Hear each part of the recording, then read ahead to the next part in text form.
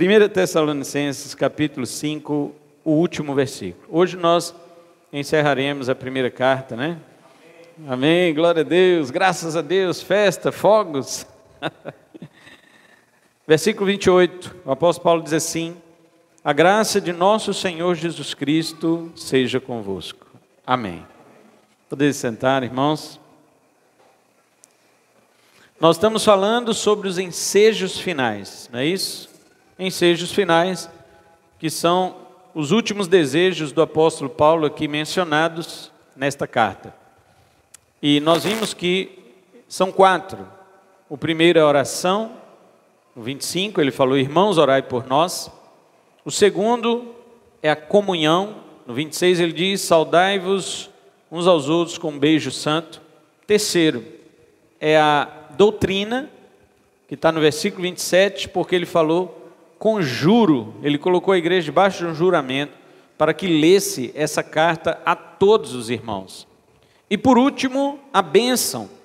É disso que nós vamos falar, sobre a bênção. Quando eu comecei a pregação em 1 Tessalonicenses, eu contei um caso, eu falei de um relato de uma pessoa que perguntou para alguém da nossa igreja se a nossa igreja ainda dava bênção apostólica. E a pessoa falou que sim, e aquela pessoa saiu sorrindo, como se estivesse zombando de nossa igreja, porque a nossa igreja termina o culto, a gente dá aquela bênção apostólica aqui. Então, não é de se espantar pessoas que atualmente fazem isso. Para pessoas que desprezam ceia do Senhor, para quem despreza batismo nas águas, para quem despreza dízimos e ofertas, como foi falado aqui agora, né, pela irmã Sandra, para quem despreza doutrina, comunhão, estar na igreja, congregar, eu vou me espantar que essa pessoa despreze a bênção apostólica? Ela vai desprezar não por causa que é a bênção apostólica, mas porque ela é um ser desprezível. É por isso que ela despreza. Então, essas coisas não me incomodam. O que me incomodaria é se você começar a desprezar as coisas da palavra de Deus. Aí vai me incomodar. Porque eu ficaria pensando o seguinte: o que eu estou fazendo aqui? O que eu estou pregando aqui todo domingo?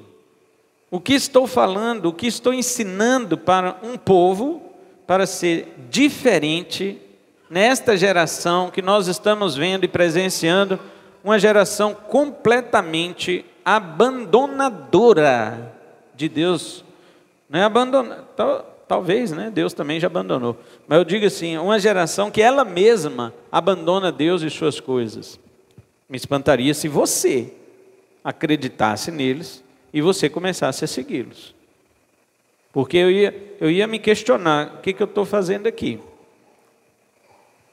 Então, graças a Deus eu sei que você sabe que a Bíblia é inspirada. A Bíblia é a palavra de Deus, ela é inerrante, infalível, e não tem absolutamente nada nela que seja em vão. Nada.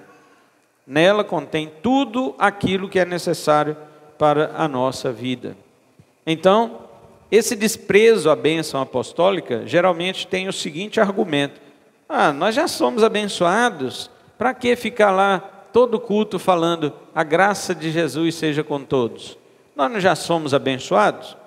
Para que dar a bênção? Outros dizem: a bênção é apostólica e não existe mais apóstolos. Você já sabe de quem eu estou falando, né? De que tipo, né? Eu estou falando. Igrejas teológicas que têm conhecimento, dizem, né?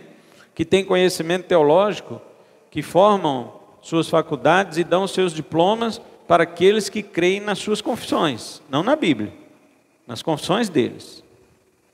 Então, você professa a confissão deles, aí você ganha o diploma e é aplaudido por eles. Mas se você confessar a Bíblia, eles começam a te expulsar da igreja. Tá? Falando de igreja teológica, tá? Não tem mais apóstolo, para que bênção apostólica? Ninguém está mais autorizado a dar bênção. E outros vão desprezando por escárnio mesmo. Ou seja, porque já desprezam outras coisas bíblicas, como eu já falei. Mas em nossa exposição nós vamos ver que este desprezo é blasfemo e herético. Essas pessoas precisam ser ensinadas. E caso permaneçam na sua estupidez, devem ser seriamente advertidas e ameaçadas. A ideia da bênção vem de Deus. No livro de Números, e eu quero me reportar a este livro, se você puder também, por gentileza, vá até o 4º livro da Bíblia, chamado Números, o livro de Moisés.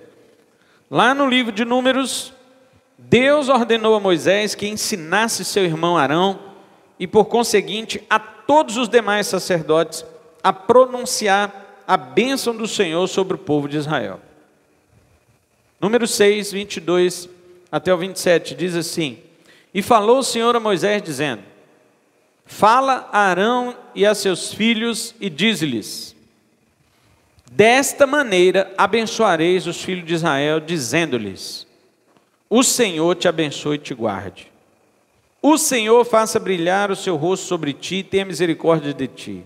O Senhor levante o seu rosto sobre ti e te dê a paz. Olha o 27.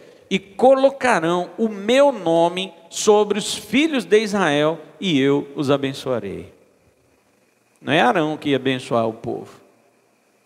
Arão ia ser um intermediário da bênção de Deus para o seu povo. E mais, a bênção de Deus para o seu povo iria colocar o nome de Deus sobre o seu povo. Você já parou para pensar o que é isso? Na Bíblia, quando se fala nome, ela está dizendo de quê? Quando a Bíblia fala nome, ela está falando da própria pessoa. Ela está falando do caráter da pessoa, do ser. Deus está dizendo: eu vou colocar o meu próprio ser sobre o meu povo. Este povo que se chama pelo meu nome, Deus está dizendo, é um povo que se identifica comigo. Então, Deus diz que ia colocar o seu nome sobre o povo através da pronúncia desta bênção que nós lemos aqui agora, do povo de Israel. Ele disse que ensinasse Arão e seus filhos. E na nova aliança, porque isso aqui é a antiga aliança, esse mandamento se tornou um ritual demonstrado em todas as cartas dos apóstolos. Ora, Israel já era um povo abençoado, não era? Quando Balaão tentou amaldiçoar, Deus falou: não amaldiçoe porque é um povo abençoado. Então por que tinha que pronunciar essa bênção aqui? Se já era um povo abençoado. Está vendo? E foi Deus que ordenou que repetisse essa bênção. Deus disse que dessa maneira os sacerdotes deveriam abençoar os filhos de Israel, pronunciando, em primeiro lugar, a fala ou a comunicação verbal. É a maneira pela qual Deus escolheu transmitir certas coisas para a humanidade, especialmente para o seu povo. É por meio da comunicação que evangelizamos, é por meio da comunicação que aprendemos doutrinas, é por meio da comunicação que os homens receberam a revelação de Deus, é por meio da comunicação que nós nos edificamos mutuamente, é por meio da comunicação que nós testemunhamos a glória e o poder de Deus. Então, aprove a Deus nos passar certas coisas por meio da palavra falada, por meio da comunicação. A bênção é uma delas. Por isso é dito que o povo seria abençoado dizendo-lhes. Dizendo. A bênção vem por fala. A própria palavra bem dizer, inverte, dizer bem. Bem dizer significa dizer bem. Significa falar bem. Significa desejar o bem. E como o sacerdote tinha autoridade, ele não só desejava, ele ministrava, ele profetizava, ele declarava pelo poder e ordem de Deus que a bênção estaria sobre o povo de Deus e essa bênção ficava sobre o povo de Deus. Na nova aliança, O meio de comunicação também é usado por Deus para conceder certas bênçãos à igreja. Em segundo lugar, a bênção é dada aqui em nome do Senhor. Você percebeu em Números que repete a palavra Senhor 3 vezes? O Senhor te abençoe e te guarde. Versículo 24. No 25, o Senhor faça brilhar o seu rosto sobre ti e tenha misericórdia de ti. No 26, o Senhor levante o seu rosto sobre ti e te dê a paz. Por que você acha que 3 vezes repete o nome do Senhor aqui? Moisés não conhecia a Trindade. Moisés não sabia que Deus é Pai, Filho e Espírito Santo. Ele não sabia. Deus não revelou isso para ele. Mas Moisés era um fiel servo de Deus. A Bíblia chama Moisés de fiel servo da casa de Deus, lá em Hebreus. E aqui, toda vez que Deus falava para Moisés, escreve meu nome no plural, Moisés escrevia. Hebraico, Elohim. No princípio criou Elohim. Elohim é Deus no plural. O verbo criar está no singular, bará. No princípio, bará Elohim. Criou deuses. Como se fosse deuses, mas não é. Porque Israel não adorava deuses. Israel adorava só um Deus. Mas esse Deus disse para Moisés, escreve meu nome no plural. E Moisés obedecia e escrevia Elohim. Elohim é plural. O singular é Eloá. O nome de Deus no singular é Eloá. Mas Deus falava, escreve Elohim, escreve no plural. E Moisés obedecia e escrevia. Quando Deus revelou a criação do homem para Moisés e mandou Moisés escrever, diz, olha, eu criei o homem desta forma, escreve aí como foi que eu criei o homem. E disse Deus, Elohim, plural, façamos, o verbo está no plural. Primeiro versículo da Bíblia, no princípio Deus criou, está no singular, mas é Deus no plural. O verbo está no singular. Mas quando, no verso 26, Deus vai fazer o homem, diz assim, façamos o homem, está no plural, conforme a nossa imagem. Deus não falou minha imagem. Ele disse para Moisés, eu falei nossa imagem, escreve aí que eu falei nossa imagem. E nossa semelhança. E Moisés escreveu tudo no plural. Deus não disse para Moisés, escreve isso aí porque eu sou Pai, Filho e Espírito Santo. Deus não falou isso não. Moisés não tinha capacidade para receber essa revelação da Trindade, que só vem no cristianismo. Mas ele obedeceu, fiel servo de Deus, escreveu o que Deus falou. E agora aqui ainda, Moisés escrevendo, Deus disse para ele, repete meu nome, Yahvé, 3 vezes nessa bênção. Yahvé te abençoe e te guarde. Deus Pai. Yahvé, brilhe o rosto dele sobre você e tenha misericórdia de você, Deus Filho. Yahvé, levante o seu rosto sobre ti e te dê a paz, Deus Espírito Santo. Mas Deus não falou isso para Moisés, só falou, escreve meu nome 3 vezes. E Moisés escreveu.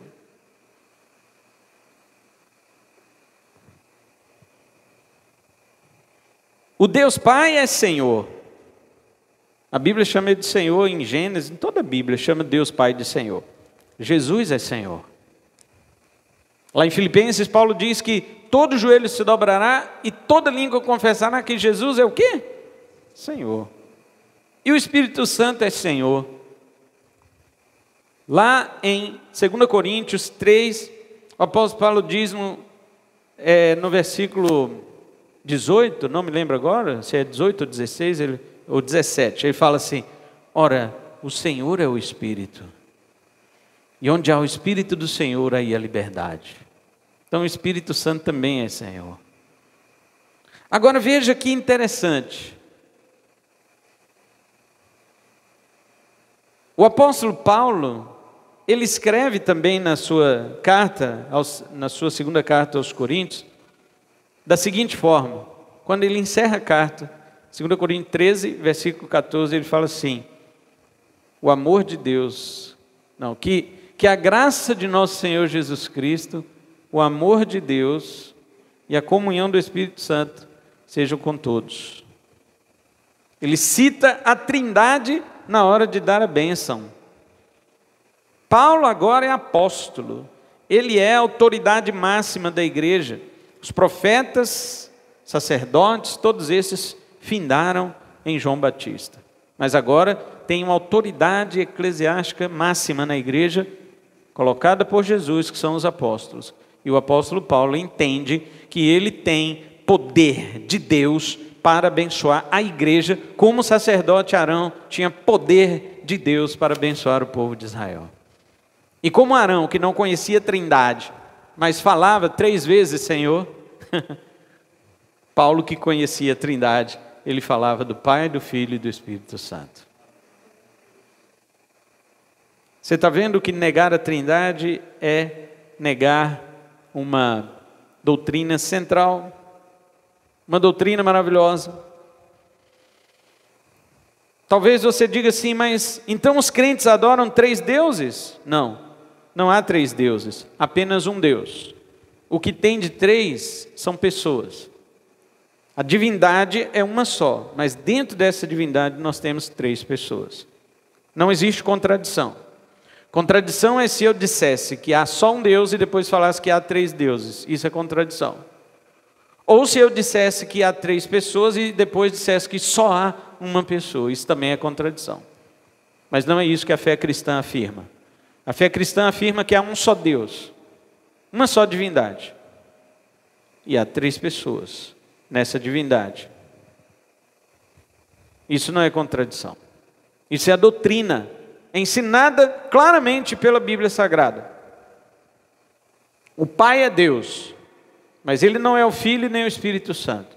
O Filho é Deus, mas Ele não é o Pai nem o Espírito. E o Espírito é Deus, mas Ele não é o Pai nem o Filho.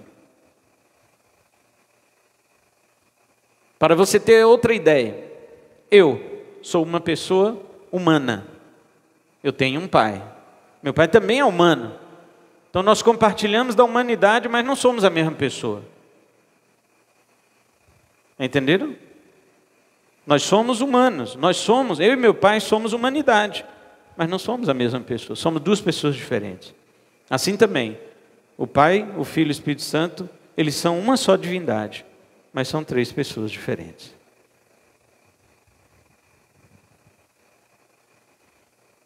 E por ser feita no nome do Senhor, a bênção é colocada sobre o seu povo. Colocar o nome sobre um povo é declarar sua propriedade. Os donos de gado colocam o carimbo, né, com aquela marca de ferro quente nos seus animais e colocam o seu nome ou o seu símbolo, o símbolo do seu nome sobre a sua propriedade. Deus também coloca o seu nome sobre nós. E Jesus falou que mesmo lá no céu, nós teremos o nome de Deus nas nossas testas, como propriedade exclusiva de Deus. E você sabe como este nome é colocado sobre você? Este nome é posto por meio de Jesus Cristo, também através da bênção que é dada na igreja. É a declaração de Deus de que o seu povo lhe pertence de um modo especial. É claro que tudo pertence a Deus, mas o povo de Deus pertence a Deus de uma maneira diferente. É o povo de Deus, é a nação santa de Deus, é o sacerdócio real de Deus, é o povo eleito do Senhor. Êxodo 19:6, Deus falou para Israel: vocês serão meu povo eleito, minha nação santa, meu povo de sacerdote. E em Pedro, o apóstolo Pedro diz: não é Israel, é vocês. Vós sois geração eleita. Você sabe quando os apóstolos escreviam nas suas cartas, quando eles falavam nós, ou eram os apóstolos ou então os judeus. Quando eles falavam vós, eles estavam falando para os gentios, ou seja, para os crentes. Então Pedro disse vós sois geração eleita, nação santa, sacerdócio real, povo de propriedade exclusiva de Deus. Não é Israel, são vocês. Israel foi um protótipo, vocês são um cumprimento. Em terceiro lugar, cada vez que se repete o nome do Senhor aqui, em Números, você tem uma bênção dupla. Uma bênção dupla. Preste atenção. Na primeira bênção dupla, o Senhor, Yahvé, te abençoe e te guarde. 2 bênçãos, abençoar e guardar. Abençoar é colocar você numa posição privilegiada. Como a bênção é dada por meio da palavra, então aquilo que Deus diz a seu respeito é que é verdade. Se Deus diz que você é abençoado, isso será verdade. Eu vejo crentes dizendo o seguinte: por que dá tudo errado para mim? Irmão, o que está dando errado? Você está indo para o inferno? Tá? Então não tem nada dando errado para você não. Está tudo certo. Está dando errado para o ímpio que está indo para o inferno. Para ele está dando tudo errado.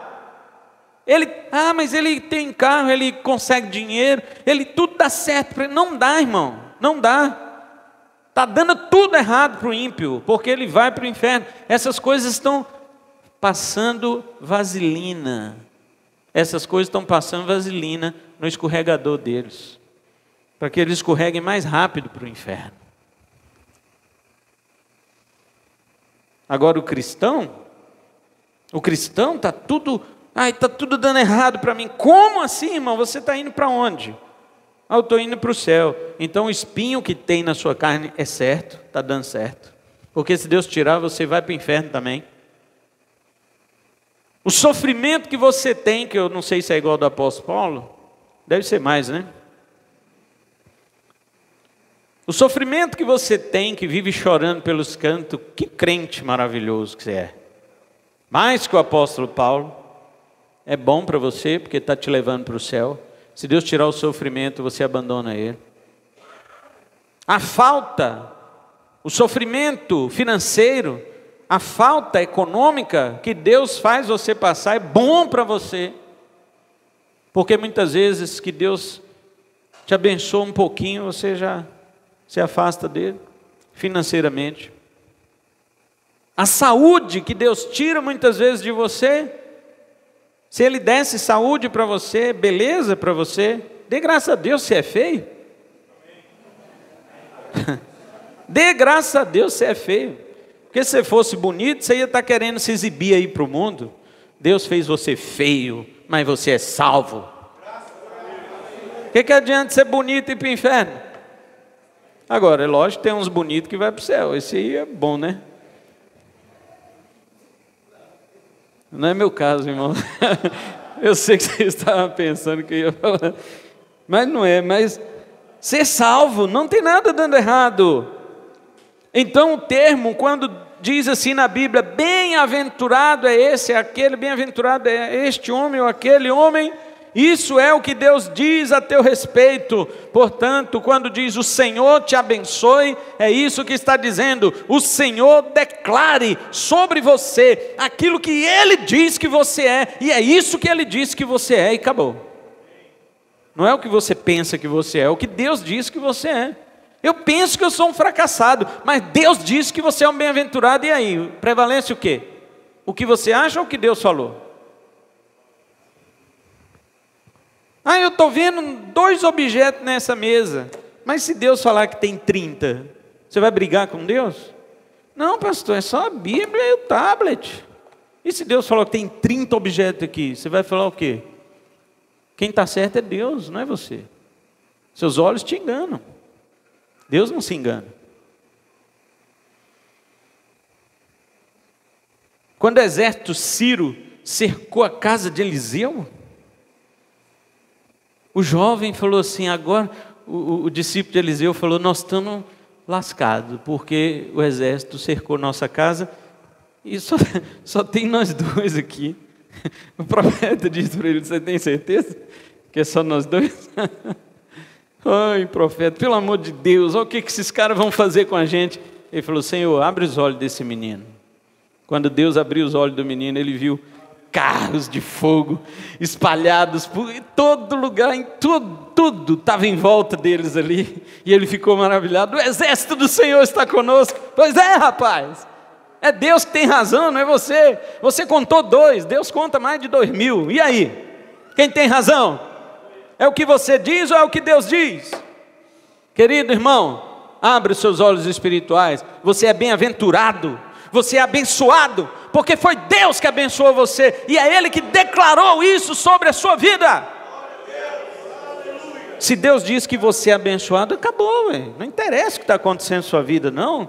Eu sou abençoado, Você está doente, é abençoado. Você está deprimido, você é abençoado. Você está faltando dinheiro, você é abençoado. Você caiu, quebrou a cara, é abençoado.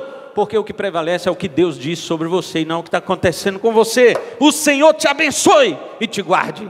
Essa é a segunda. Abençoar é o que Ele diz sobre você. E guardar, Ele guarda você do jeito que Ele quer. Se Deus quiser te guardar te ferindo, Ele vai te ferir, mas está te guardando. Se Deus quiser te guardar do ferimento, Ele vai te guardar do ferimento.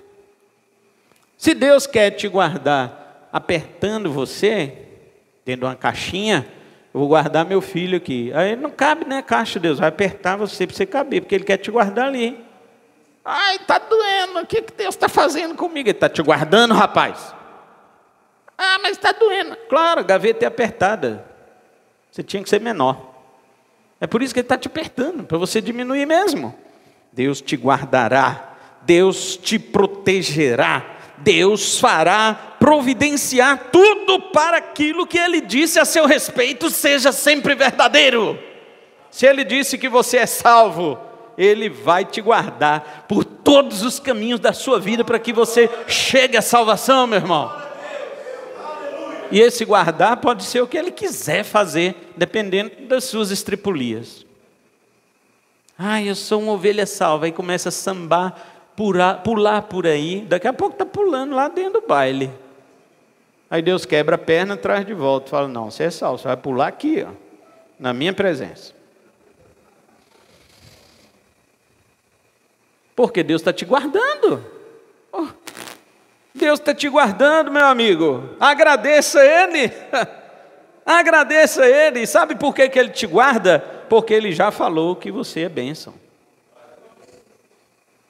E se Ele não te guardar, você vira maldição. E como Deus tem que cumprir a palavra dEle, Ele já falou que você é bênção, então Ele vai te guardar. Olha o trabalho que você dá para Deus, está vendo?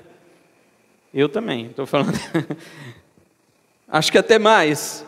Então, é aqui, Deus Pai faz isto.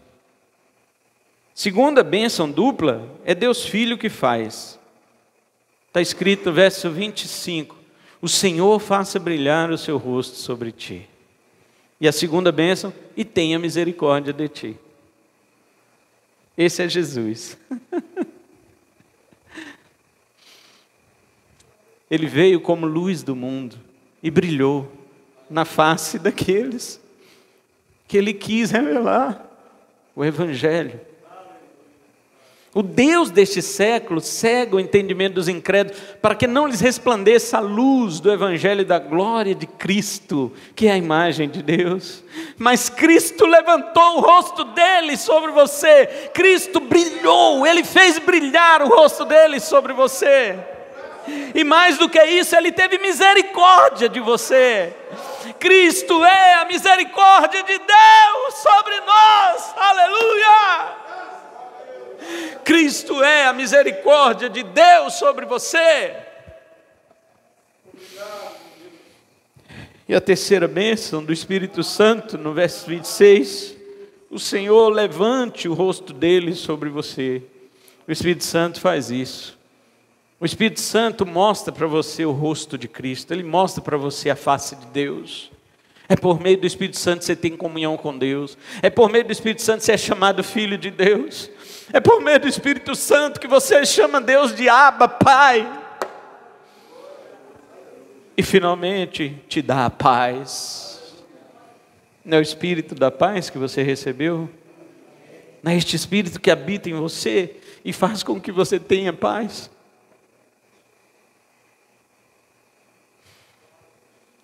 Aí está. No Novo Testamento, a bênção trinitariana mais explícita, como eu disse, está em 2 Coríntios 13, versículo 14 ou 13, dependendo da versão. Agora, com a revelação mais ampla dada ao apóstolo Paulo, ele fala das três pessoas da Trindade em sua bênção. Primeiro, a pessoa do Filho, para quem tudo converge, o que foi exaltado pelo Pai, o qual requer que todo joelho se dobre diante dele. Com o Filho de Deus está a graça. Paulo diz em 2 Coríntios 13, 13, ou 13, 14, que é o último versículo, ele diz, a graça do Senhor Jesus Cristo. Com o Filho de Deus está a graça. Lembra lá de Números? Misericórdia? Tem misericórdia de ti? É a graça do Filho de Deus. A graça de Jesus Cristo seja com você. E depois ele diz que quando ele fala de Jesus, ele diz depois sobre a pessoa do Pai. Ele diz assim: a graça do Senhor Jesus e o amor de Deus. Deus amou o mundo de tal maneira que deu seu Filho unigênito, para que todo que nele crê não pereça, mas tenha a vida eterna. E por fim o Espírito Santo, a comunhão do Espírito. Paulo diz, a comunhão é o quê? É a aplicação das bênçãos de Deus sobre o crente, na vida do crente, por meio do Espírito Santo. Não só a sua comunhão entre uns com os outros, mas entre você e Deus. Não é maravilhoso isso? Agora tem uma curiosidade. Por que Paulo só falou da Trindade abertamente, só em 2 Coríntios? Em mais nenhuma carta Paulo fala da Trindade. Todas as demais cartas de Paulo, a bênção dele é: a graça do Senhor Jesus Cristo seja convosco. Por quê? Deixa eu voltar em Tessalonicenses. Volte também.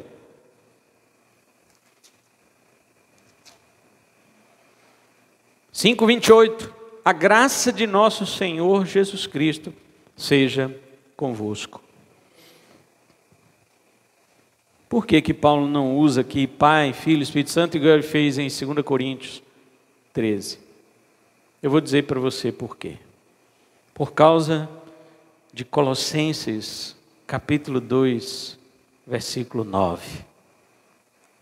Em Colossenses, capítulo 2, verso 9, está escrito que aprouve a Deus que no seu Filho, no corpo do seu Filho, habitasse toda a plenitude da divindade.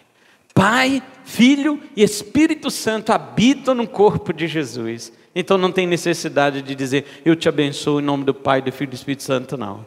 Basta você dizer, eu te abençoo em nome do Senhor Jesus Cristo.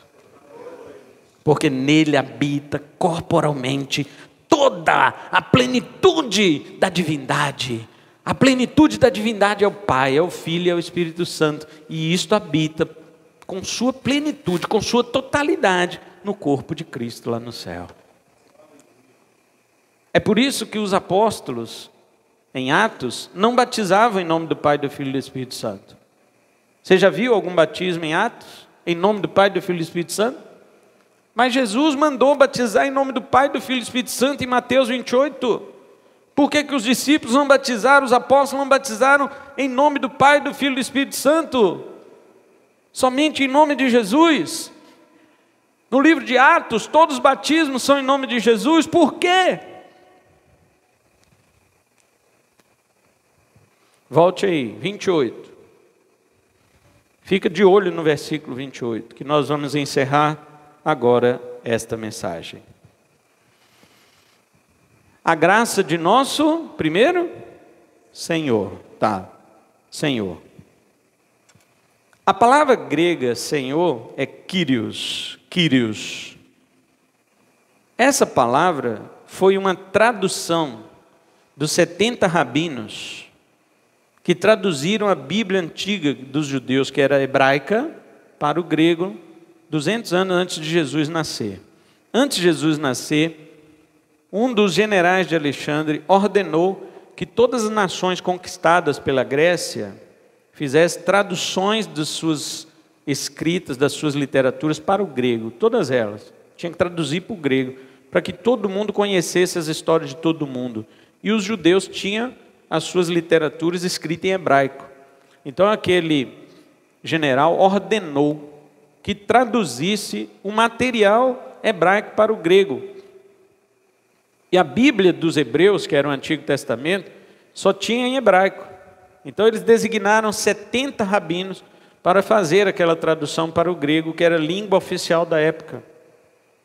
Essa versão ficou conhecida como Septuaginta, que no grego quer dizer os 70, porque foram 70 rabinos que fizeram a tradução.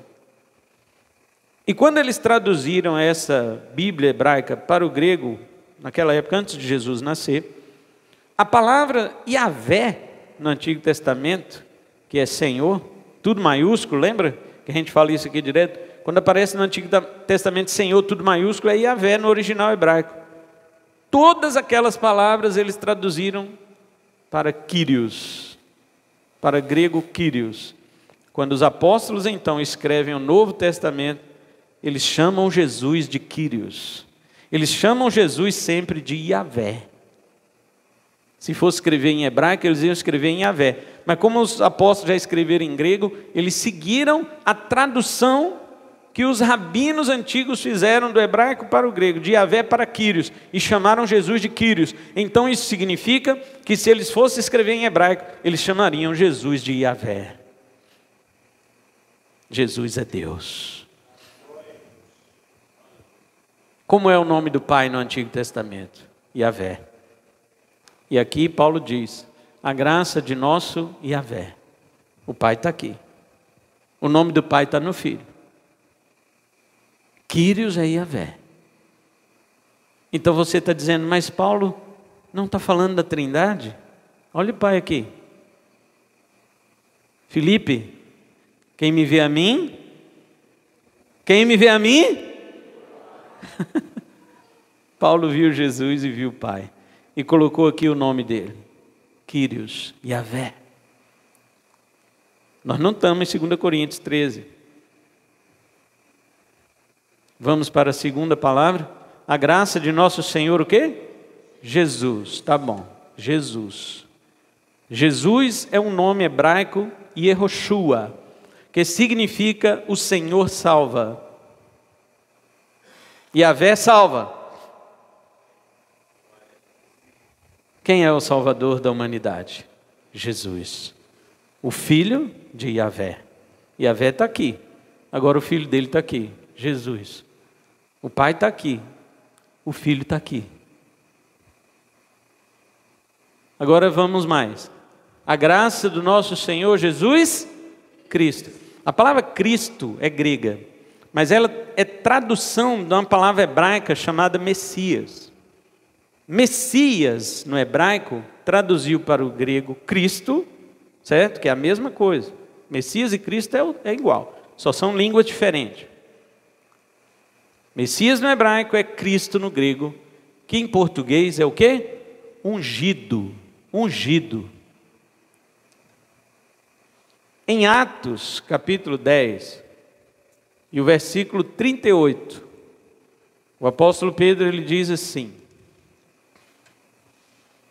como Deus ungiu, ó aqui, ungido, Messias, Cristo, como Deus ungiu a Jesus de Nazaré com o Espírito Santo.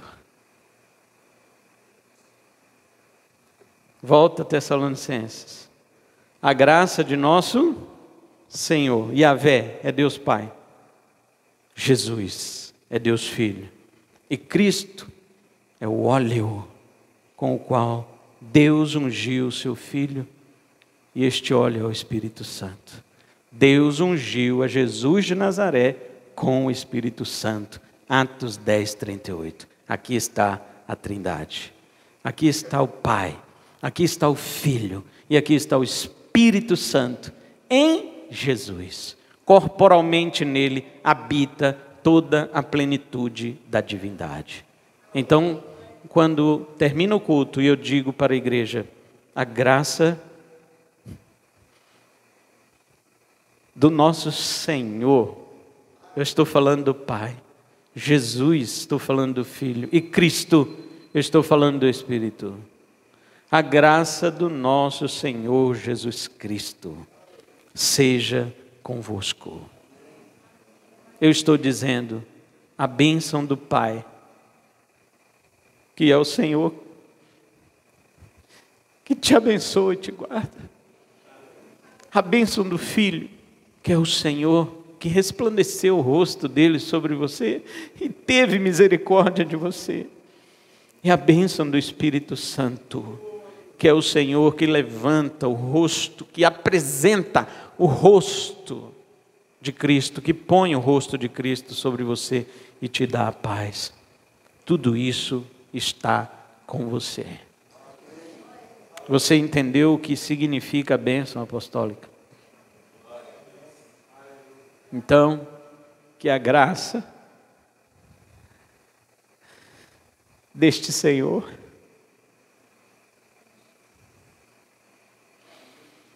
que é o Pai de nosso Senhor Jesus, que este amor tão glorioso e misericórdia do Filho que deu a vida dele por você, e essa comunhão que nos entrelaça, que nos une pelo Espírito Santo, seja com o povo de Deus. E todos digam amém. Aplauda o Senhor Jesus. Glórias a ti, meu Senhor.